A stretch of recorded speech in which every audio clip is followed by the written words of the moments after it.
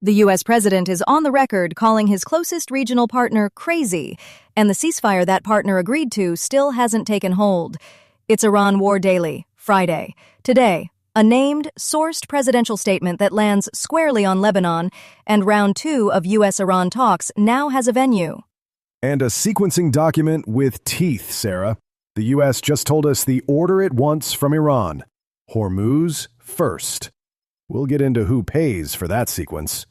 Start with the statement itself. Trump, per AP out of Beirut, acknowledged he called Netanyahu crazy and said Israel is complicating peace talks with Iran.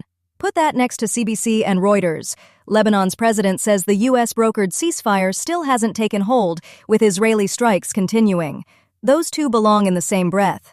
So the confidence measure from round 1 is in pieces inside 24 hours. What's Islamabad round 2 built on? If the ceasefire Washington brokered can't survive a day. On Islamabad, that's the new specific. Pakistan expects to host the second round next week, per BERNAMA citing Anadolu. First named venue, first named timeline. And here's the part that bites. Shipping Telegraph says the U.S. wants Hormuz opened as the first condition, with no upfront sanctions relief. Iran opens the strait, gets nothing tangible, and walks into Phase B with zero leverage. That puts both sides opening money positions in the same news cycle for the first time. Tehran wanted billions in frozen assets in Phase A, per the Jerusalem Post. Washington's answer, now on the record, no relief up front. There's a sequencing question on the nuclear file, too. The IAEA says Iran's program shows little change after months of war. But if the U.S. order is Hormuz, then sanctions, then nuclear, that file may not even make the round 2 table. Right, and little change cuts both ways. Inspectors can verify what they can reach. Damaged or off-limit sites are exactly where verification gets thin. So look at the week. Ceasefire announced, ceasefire not holding, and now the president publicly naming his own partner as the obstacle. The de-escalation push is running straight into documented escalation. The diplomatic track hasn't collapsed. Round 2 is still on the calendar. But it's running on a cracked foundation the president himself just acknowledged on air. This one's from CBC News. Lebanon's president has said a U.S.-brokered ceasefire agreed the previous evening between the country and Israel could come into force within 24 hours, according to local media. But militant group Hezbollah has not signed on as Israel's military vows to continue striking in the south of Lebanon. The sequence on the record is this. Lebanon's president tells local media the U.S.-brokered ceasefire could take hold within 24 hours. But as of June 4th, CBC and Reuters report Israel is still striking the south, and Hezbollah hasn't signed. The callback from yesterday matters. We left this on a ceasefire announcement. Today, it's an unsigned deal, and a UN peacekeeper is among at least 2 reported killed Thursday. A ceasefire one side hasn't signed, while the other side openly vows to keep striking. That was supposed to be the confidence measure out of round 1, and it's in pieces before Islamabad even sets the table next week. And this is where it gets messy. Trump is on the record calling Netanyahu crazy and blaming Israel for complicating the Iran talks. So the U.S. president is distancing himself from his own allies' strikes, live, while brokering this thing. Who's that supposed to reassure?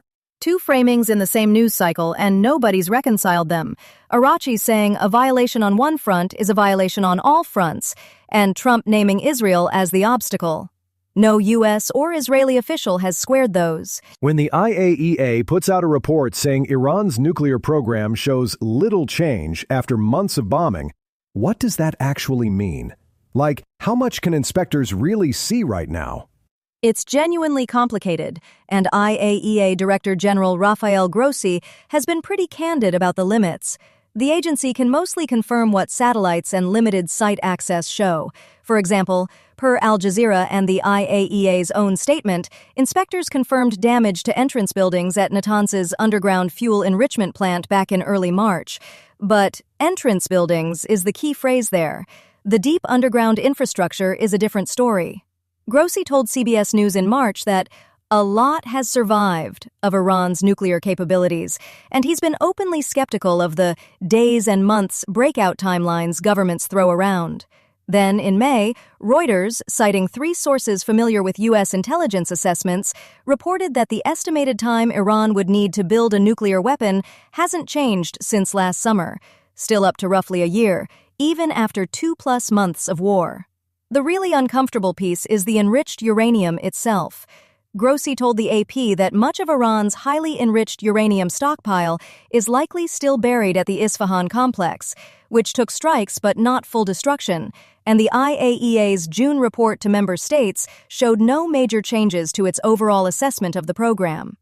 So if the uranium is probably still at Isfahan and inspectors can't fully get in, does that mean nobody really knows how much material is unaccounted for? Pretty much, and that's what Grossi is flagging. He told CBS News that recovering or even locating Iran's enriched uranium stockpiles would be extremely difficult, and he's warned explicitly that military strikes alone can't fully eliminate the program.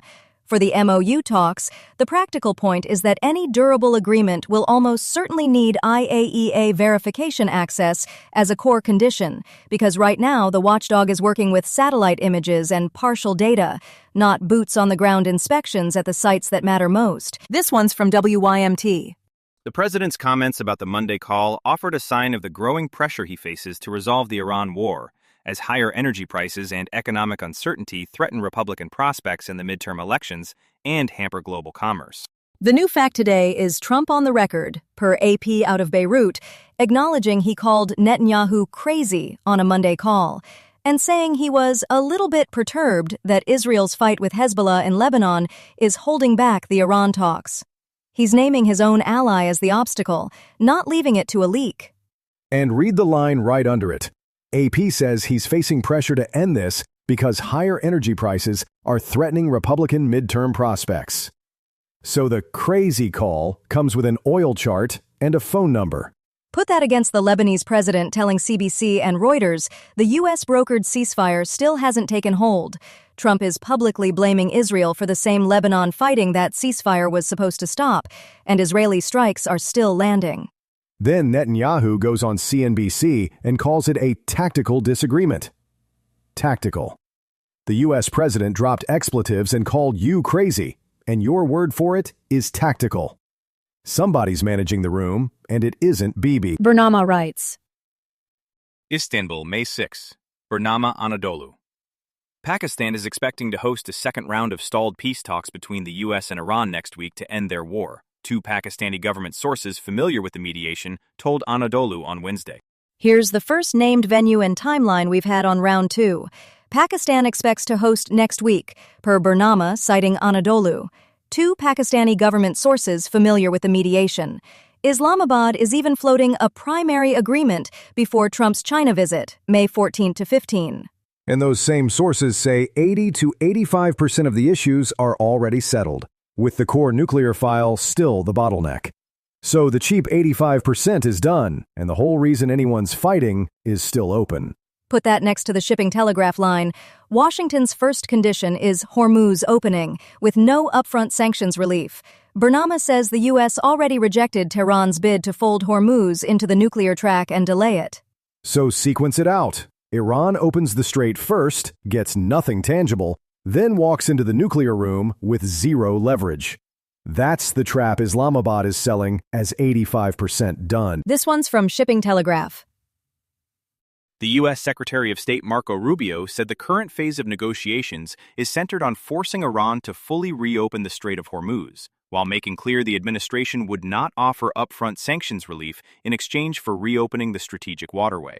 Let's lay out the structure precisely. Rubio, before the Senate Foreign Relations Committee, named the U.S. opening position for round 2. Condition number 1 is Iran reopens the Strait of Hormuz. No toll, no firing on commercial ships, help clear the mines. And, per Shipping Telegraph, no upfront sanctions relief in exchange. So now, both sides' opening money positions are in the same news cycle. Tehran wants billions in Phase A, Washington says nothing up front. Look at the sequencing. Iran opens the strait first, gets nothing tangible, and walks into Phase B with zero leverage left to trade. The deal asks Tehran to give up its one card before the table's even set. And Rubio's standing there saying, the whole world is against it. Sure, The whole world is also watching whether Iran says yes to opening the one choke point that's pricing every barrel and every hull insurance premium in the Gulf right now. So it raises the question of what's even on the round 2 agenda. If the sequence is Hormuz first, sanctions second, nuclear after that. Grossi's uranium transfer assessment from earlier this week may not be on the table at all yet. If Iran War Daily helps you stay on top of this story, please subscribe and leave a quick review wherever you're listening. It really helps other people find the show and follow the latest developments. You'll find links to every story we covered today in the show notes if you want to dig further. Thanks for listening. We'll be back with the next briefing soon. That's Iran War Daily for today. This is a Lantern podcast.